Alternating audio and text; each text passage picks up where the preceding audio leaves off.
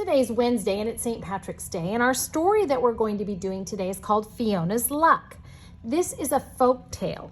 Now, folk tales, boys and girls, are stories that are passed down from generation to generation. A long time ago, they were started by word of mouth or someone telling a story. Okay, and there's different kinds of folk tales. Some are fairy tales, some are legends, some are tall tales, some are myths. But they all have the same characteristics. They all have a lot in common. They're based on traditions or beliefs. They sometimes teach us a lesson. There's sets of three in the stories. There's usually someone good in the story versus someone bad or evil.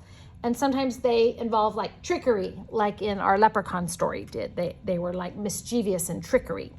So let's be thinking about that as we read Fiona's Luck, okay?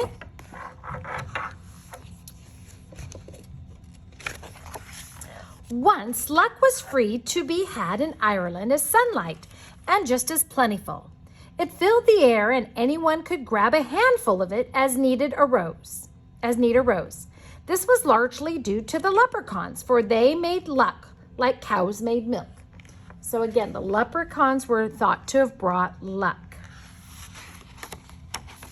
Then the big folk arrived in Ireland. They were so large, the luck clung to them wherever they went. Something will have to be done, the king of the leprechauns declared. We can't have those huge people soaking up all the luck. What would be left for us? Because remember, the leprechauns are very tiny, aren't they? Okay.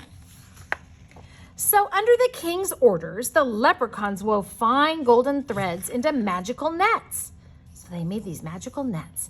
And then late one midsummer's eve, when the luck was at its height, they swept it up and stored it all in the oak chest by the king's throne, so he could distribute it when he chose. So they gathered up all the luck so the king could give it out to whoever he thought needed it. But the leprechauns had been too thorough. They not only scooped up all the leprechaun luck, but any other luck that had been floating about as well. The land of Ireland fell into a time of great misfortune.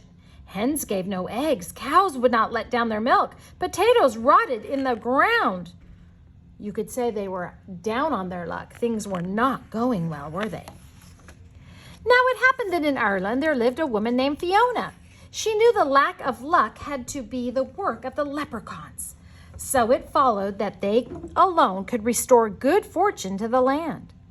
But getting luck back from a leprechaun would be like squeezing water from a stone. Not that it can't be done, but it usually requires more strength than you're apt to have. Sometimes cleverness, though, is worth more than strength. So see all the little leprechauns running around here? And there's Fiona and her dog. So Fiona took her last coins and used them to buy a cow and some chickens. Then every morning and evening, she would take the cow into the barn. When she emerged, she would be carrying 2 buckets slopping over with whiteness. Ah, she's a fine cow, Fiona would say to anyone who asked. It's lucky I am to have her. Soon the rumors began. While others were short on luck, Fiona had pails of it. Every morning, Fiona would go into the chicken coop and emerge with her covered basket bulging with curves. The hens seemed content, she commented to her neighbors. It's lucky I am to have them. And soon, the rumors spread again. While others were short on luck, Fiona had baskets of it. Then Fiona began digging in her garden and filling her wheelbarrow with round, dirt-covered lumps. It's not a good year for potatoes, Fiona said to all who passed. Still, I'm lucky to have what I have. Now the rumors were getting bigger and bigger and had wings while others were short on luck. Fiona had wheelbarrows full of it. So it seems like everything she touched was turning into something wonderful. Now, naturally, the word of this unexpected good luck made its way to the leprechaun king. One day, Fiona was walking across a green meadow when she suddenly found herself surrounded by a small crowd of the fair folk. In a trice, they grasped the hem of her skirt and ran around her in a circle. She turned to keep the skirt from wrapping around her knees, and as she turned, the landscape blurred. When it sharpened again, Fiona found herself beneath the earth in the throne room of the Leprechaun King.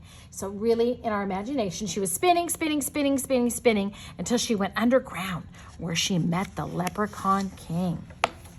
See her underground where they live?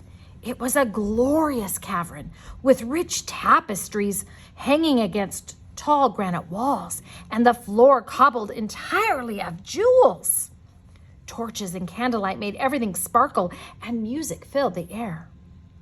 In front of Fiona stood the throne, and on the throne sat the Leprechaun King. See the little guy right here? He's so cute. Fiona approached, her eyes scanning the room for the missing luck. She was as sure as smoke loves fire that the king would be keeping it close to himself. As she curtsied, she spied the oak chest right here. It was glowing slightly, sealed by a spell, since everyone knows that no lock can hold luck for long. "What would you be wanting of me?" Fiona asked the king politely.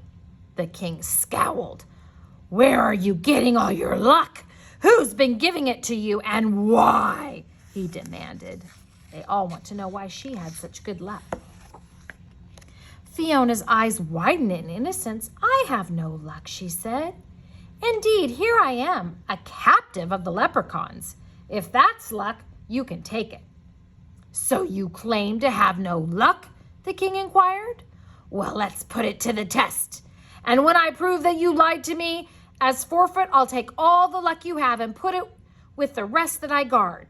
His eyes flickered toward the chest. So this chest is full of all sorts of luck that he disperses to who he thinks needs it. Fiona frowned. "That's a sorry bargain for me," she said, "yet I know the rules. If a test is to be made, then a forfeit must be paid by the loser. I haven't lied, so when I've proved truthful, I demand a wish as your forfeit." Oh, the king's eyes turned shrewd. "I agree," he said. "I'll give you a wish for exactly the value of the luck you have. If my test prove me wrong." Fiona knew she was being cheated. A woman with wit, though, can turn even a leprechaun's cleverness against himself. She glanced at the chest, and then, barely keeping a smile from her lips, she nodded. So the agreement was made. At the king's gesture, one of his magicians brought out a low table and placed on it three beautiful shells. Under one, he hid a small gold coin. Then he whisked the shells around and over and under and in a blur that no eye could follow. "Now," said the king, "where's the gold?" She had no idea. There was one chance in 3 of picking correctly, and a person with good luck would find the gold every time. Even a person with a little luck would find the gold occasionally. But though they played the game over and over again, Fiona could never locate the coin. It was as if she had no luck at all. "Another test," the king ordered. A leprechaun harp was brought forth. Now, leprechaun instruments make music by the luck of the player. A person with good luck would be able to play something just by stroking the strings. Even a person with just a hint of luck could probably figure out a simple melody. But in Fiona's hands, the strings went out of tune, and no matter how hard she stroked and plucked, nothing but ear-bending noise resulted. It would be Mrs. Stinson's luck.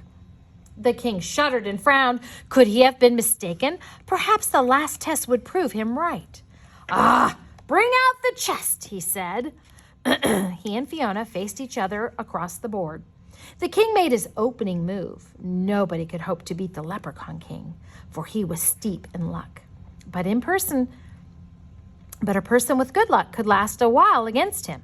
Even a person with just a bit of luck had hopes of making a few good moves. Despite the king trying his hardest to lose, Fiona was beaten soundly within 2 minutes. Oh dear, she's having no luck at all. The king eyed her in amazement. "You have absolutely no luck at all," he declared. "But what about the milk and the eggs and the potatoes?" Fiona sighed. If I fill my milk bucket with whitewash, or my egg basket with pine cones, or my wheelbarrow with dirty rocks, surely that's my own business. I told you I have no luck, and I didn't lie. Now I'll take my wish and be on my way." "You mean those things were not real that she had in there?" The king nodded slowly. "Indeed, I did promise you a wish, but for exactly the value of the luck you actually have. You've proven to me that you have no luck at all, so that's all you can wish for. You can only wish for nothing." He smiled at the cleverness of his reasoning, all well within the limits of leprechaun law. Then his smile wavered, for Fiona was smiling too. "So I can wish for nothing?" she asked. He nodded a little puzzled. "Then I wish for a hole," Fiona continued. "A hole is nothing, after all, and that's exactly the value of my wish. I wish for a hole that will never go away, and I wish it to be in the lid of that chest." She pointed to the chest of luck by the king's throne, and the power of a wish, rightfully earned, is not to be denied. So a hole suddenly appeared in the chest, and the luck began escaping the chest immediately. Oh, that was smart of her, wasn't it?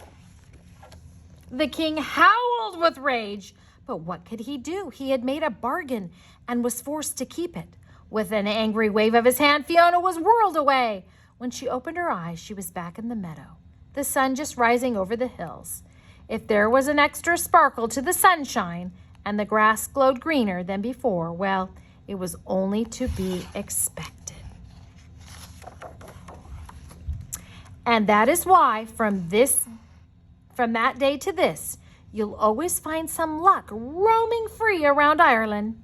For the hole is still in the chest, and the king must keep his promise and keep it there. But as for Fiona, well, as she herself said, "Luck's all well and good, but myself, I'd rather depend on my wits." So she's not going to depend on anyone granting her a wish or giving her luck or anything. She's going to depend on her brain and what she's learned, which is a good lesson. All right?